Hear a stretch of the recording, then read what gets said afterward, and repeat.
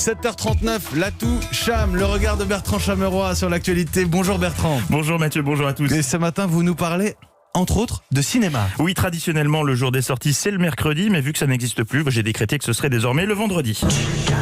Voici la bande-annonce du nouvel opus de cette franchise qui tire un peu trop sur la corde et qui s'appelle Loriot, la crise sanitaire. Après le confinement, après le couvre-feu, après le reconfinement et après le couvre-feu, volume 2, découvrez le reconfinement. Le reconfinement, sorti très très prochainement. Enfin, pas sorti puisqu'on devrait rester à l'intérieur, mais enfin bon, vous m'avez compris. Oui, je sais.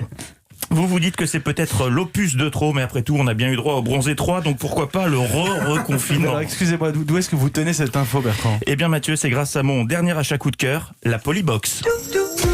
La Polybox est un petit boîtier révolutionnaire. Marre des euphémismes et de la langue de bois, postez la Polybox près de votre télé ou de votre radio et elle traduit en moins d'une seconde les propos des hommes politiques en vrai français. Polybox et tout devient limpide. Ne pas utiliser sur Patrick Balkany, risque d'implosion.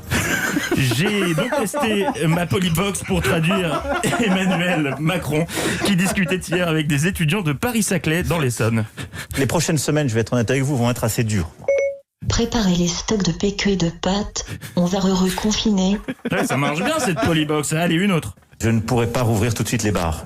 La prochaine pression que vous boirez en terrasse, ce sera en avril 2021 dans le meilleur des cas. Ah oui, au moins c'est clair. Merci Polybox. Alors pour vous changer les idées, je vous conseille de regarder la nouvelle émission d'histoire de France 3 qui ressemble étrangement à un programme animé par Stéphane Bern, Coulisses d'époque, qui vous fait découvrir les scènes historiques.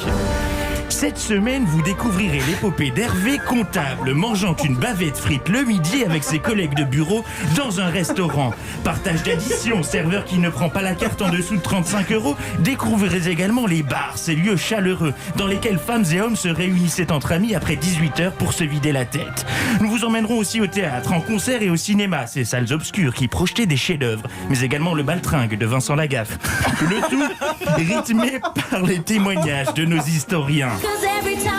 Les gens remuaient leur corps moite en se collant à moins d'un mètre en écoutant de la musique pendant des heures. Généralement la nuit, ça s'appelait les discothèques, un lieu qu'affectionnait particulièrement Mathieu Béliard. Quand vous l'auriez vu se déhancher sur Cascada, c'était épatant. Il était surnommé la petite sauterelle du Macumba. Coulisses d'époque, lundi 21h sur France 3. Ah là là, dire qu'il y a encore quelques mois on fantasmait le monde d'après, alors qu'aujourd'hui on rêve juste de revenir au monde d'avant. Il s'appelle Bertrand Chameroy, retenez son nom et ce sera tous les matins sur Europe 1 désormais à 7h40. L'atout Cham, merci Bertrand. Et vous êtes combien dans votre tête ?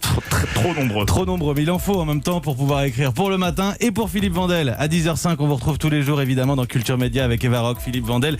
Ne manquez pas Bertrand Chameroy, 7h40.